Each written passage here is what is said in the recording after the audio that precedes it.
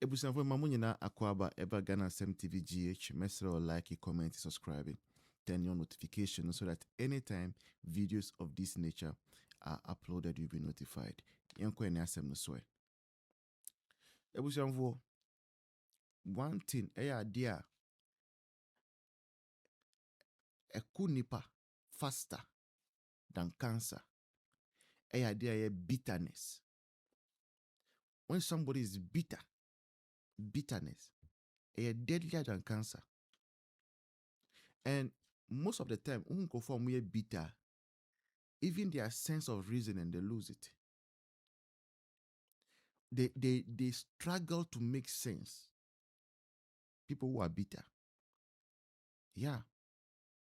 And mostly, anyone who is bitter dies early. I've never seen a bitter person live very long. Now, people can say, I don't know, voice about bitterness. My Daniel was awful, and David was awful. Papa, I friend Hopeson Adorye. Hopeson Adorye. The man, I know that I don't. What you want to say? Hopeson Adorye, when MPP came to power, you had appointment. Yeah, my appointment. In fact, airport be now here Jumano. Now a serious place anchor. You could be sorted out. But one now we ya na epamu. Yeah. And I don't you don't even get where Hoson's hatred and all blah blah blah is coming from. I don't get it. NPP all day. And that's what I'm saying is bitterness. And you see, all these things they do, they do because you internal elections. You were supporting Alan Martin. It was a peaceful internal contest. And the person you were supporting, Nipane win. That is all. Bonia no. Because the person you were supporting did not win, and the whole Ghana should burn. The whole MPP should burn. And you followed Alan out of the New Patriotic Party to go and start the movement for change. Movement for change. Alan Martin has been a politician for several years. Cheddar got more vote than Alan Martin. It should tell you something, Hopeson Adorye. It should tell you something. Cheddar and say was able to get 100,000 votes. Alan Martin was struggling with 30,000 votes. For the first time, I'm seeing a kind of politics I've never seen before in my life. A party in opposition, instead of attacking the government of the day, is attacking another party in opposition. And that is what bitterness can do, Hopeson Adorye. To the extent, say, you see, Hopeson, some of these things you people do, and people come and insult SS LS for no reason. And you. One person like Hopeson will go and cause trouble, and then when people are talking, they'll come and put all of us into one basket and give it to us. Woto. Take before the sana omutie. Yes, sana you. We're not like that. Hopeson. Na papa penny. But you have allowed bitterness to engulf even your very heart. How can Hopeson Adorye say, Dum swa SCC wo Kumasi no? MPP for no akwa chia ska my engineers to be switching off the light. How can any human being in having a brain that has two lobes, right and left, all intact, say this? Say yena yewa opposition no. MPP for our opposition there. We have 1.5 billion to go and give ECG engineers. Say omu there, omu ko juma mu bia no, omu dum no so sa. How does this even make sense? But because we see when you are bitter, even nonsense bia will make sense to you. Yeah, that is what is happening to our dear senior brother Hopeson Adorye. And you see, say because why bitter, he's growing faster than even his age.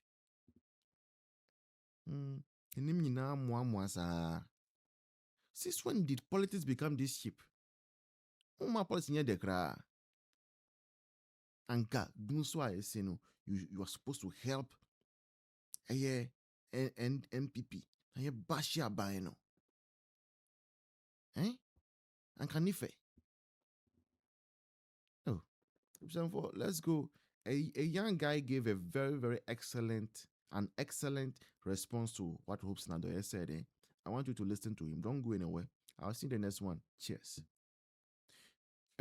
Still, your project, about the studio, still, so. For some time now, I've not been able to come your way directly from productions because of one or two things. And Doomsons and Sema so Ghana has so easy and Doomsony network. So that is why you've not heard updates from the studio project now. But we are still on, and you can support us using the numbers as they appear on your screen. Thanks to all of you who have actually come to our aid. Ghana TV GHD, and yet as other blocks know, we are a family and we are doing this together. And the penultimate aim, and he say, we want to see the elephant back to the Jubilee House. And however you will support us for us to achieve that aim now, please do.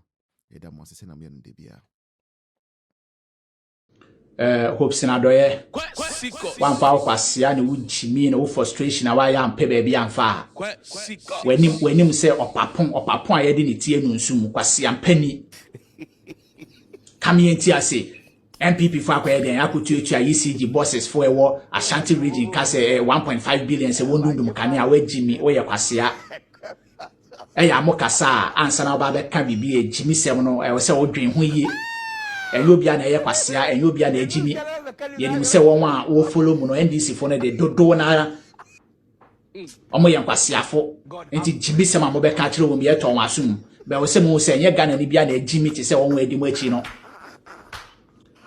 se NDC MPP epese wo ye bibi e man kane adundum pa ankanya Ashanti region because Ashanti region do ye den wo beto abana ma MPP enti MPP ya se obema Ashanti region kane edundum ansa no mato abeti ya NDC won se wajimi won se oye kwasia enti esi den en MPP bebo ka wa Ashanti region e dia vote wo honom kwasia kasa jimi fokasa en ni nyina mu no eya mokasa na no mebe ka kire mu se mokasa bi e ma party NDC no useless. Now that means nkwasiafo nkwa de wom from leader ekosi no twaton wo nyina ye nkwasiafo including one followers ni nyina because una tumi nyina ekura wo na so ampa se John Mahama ni muso de ntotoepa ana nhyehyɛ pegu aponso ama light and was a light dum na se light dundum a anamon be na yeso otu wunim se ne yese wo ye nyina waye e wo se light ni gyina so na light na dum a den na yese wo ye Muni energy minister. ECG bosses no mo wenfa. Adan ye mfre won ye question won. Mo jimi mo ye nkwasiafo. At times me tie mo kasa me bisa me ho se nkrofo wo di toilet ana ye de den pa na afro ma adwen. Mo kasa jimi mo se na mo hu won adi mo achi no. Se bi o ma adwen hye dan konkan o ma ye mo ho abodanfo la bi nti no. Nkwasiasem bia mo sori ana ma beka. Jimi sem bia mo sori ama beka. MPP wo power mo ginechi na kwekurede enne maba power so as still mo da ho bo MPP fudi mo jimi mo ye nkwasiafo mo ye moya kani edum ya MPP fo na akwhye meters na MPP fo no kwhye sa transformers na aden na mo nkyere won kwasiafo NDC fo moya ejimi fo amokasa keke afeni amodi abetun se MPP for akutua ECG bosses for 1.5 billion se wondundum kane mo ye nkwasiafo enti ECG bosses no wo Hopeson Adorye kwasia se wo eye baabi a e wo sank ye kyerɛ hankɔfew na wo bua meye ye hwehwem na won a akutua sika na ye ema ye dundum light ni nyina ye kɔkyere won ye mfa ho se wo ye MPP fo se wo ye hemfo waka na tra saa ye wutibori se na ntwiti asoreko because of mine mbra papa bi anim abra NPP funu tua kama wodundum kanea na se na nso wo NPP ni mu bi ko Jimmy se na wo mu bi afi na aba beye wanim se opapon bi a se ya phone nsuo se kwasie bi ti se wo mribi ntema mbia na yawo na medi yawo ma sa we Jimmy ampa mribi ntem Kevin Taylor esan se wo so yawo na medi yawo e de ma wo Hopeson Adorye not knowing say we kwasie ampa we Jimmy ampa won say why useless a woni na mu bi o de kwogba ha o de abegba ha o de kwogba wo Jimmy nti wonnim nyansa wo kwasie na wahwe say Ghana ye generation capacity no any ye peak demand no ye wo ema ne boro so eti dum so issue abai sania ebiribi atwam do taba omi aka ya mudi na tem no eye generational problem o na mo eye financial problem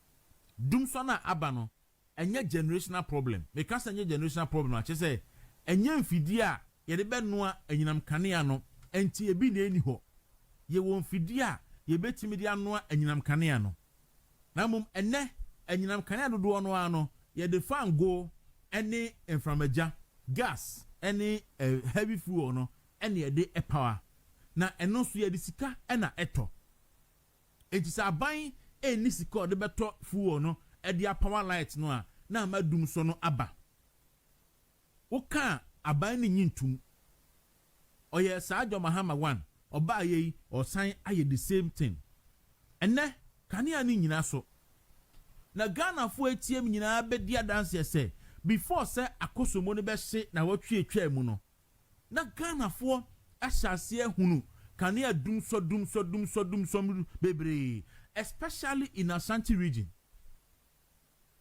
yankrofo ehu kanea any greater Accra ohwa na dum no 1 hour na yasan so ohwa na dum no 2 hours na yasan so baby die na dum no 3 hours na yasan so especially peak demands no say if you adwumere be nunum ekono ade ebo se miama hodo bebre ni adum no eche na nkrofo kasa eche ne hu se daily graphic for a start a publish timetable na timetable no ya na so say dum so timetable about into ohwa na yayi daily guide for the beto on Facebook say these are the areas for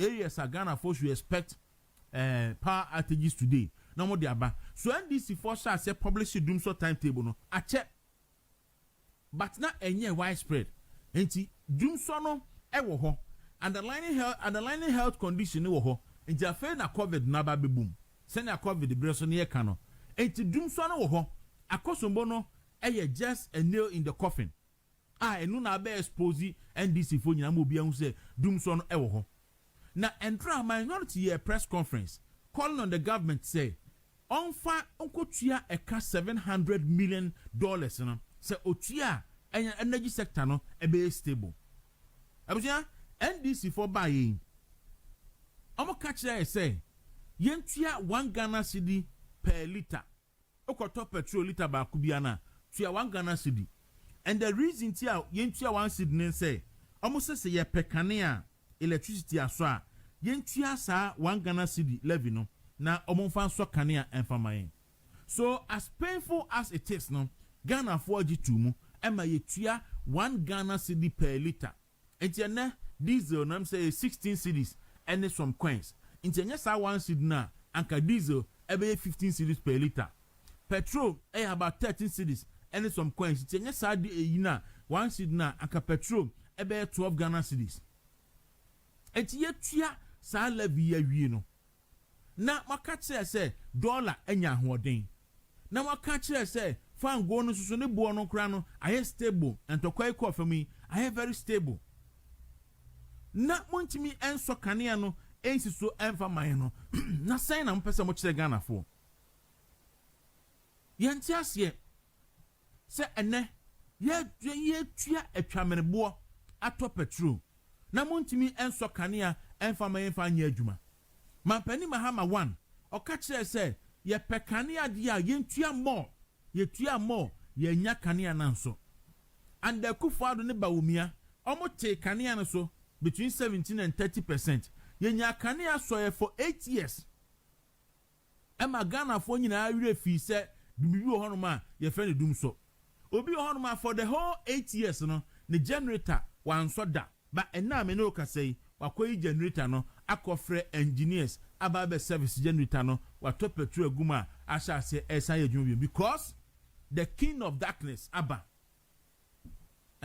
the king of darkness no waba wasade esum kabi e de ababiem enti ene dum so no ekoso na ye bisa aban se na esese last parliament sorry ye okọ parliament na okobu akontade che Ghana for say 1 Ghana cedi levy no a ogigi ye no sign na wanya because almost share Ghana for boss say ombebu say sika no ho akonta and Public Financial Management Act no enyina kire say esese obu akonta wo sika no ho eri kire Ghana for enti esese ato forcing ekọ parliament na okobu akontade kire Ghana for say 1 Ghana cedi dum so levy a megigi ye no say na menya na ne amedi aye ni minority ni bono a wanko and we are told say be asika no oman use for intended purpose at the quest somebody sika no ye no oman fa sika no anye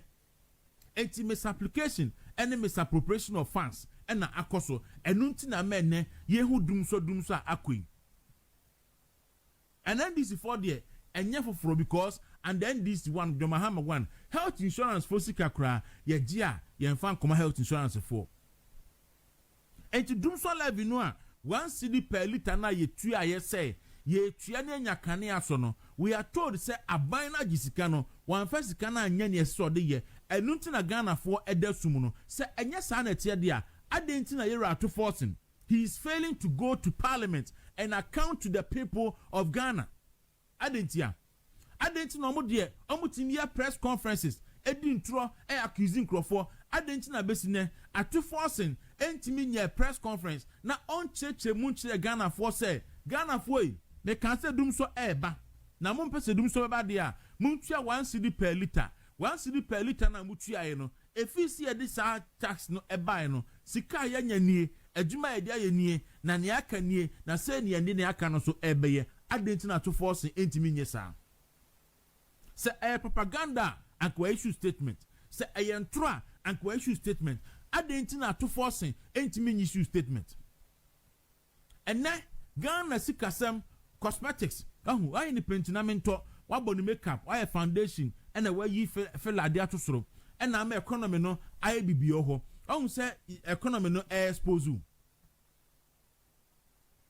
say economy no expose ato forcing ya na say on the supervising minister no hekoko board so enti ato forcing and na atiti koku akuafo sika so ato forcing ene ne ameno ka say watiti koku akuafo sika so ato forcing ena ene ameno e ka say gold board esena se a wakoton gold ama se meje mfia koton gold aboka $214 million ato forcing kro ya ena ene wajiji dum so levy no ehye na to mu akonta ontimi mu akonta che Ghana for e den na ato forcing edisi ato forcing ene mene ka say aba adwuma efo aye adwuma wie na makwachina fiase etua end of service benefit de ma omo na wagisika no na why na adwin se wontua sika no na ono de watua na ho ka se oje friend saying wagine s grasha as finance minister watua na ho ka but see akufa that point is in there anya de obetua mo ka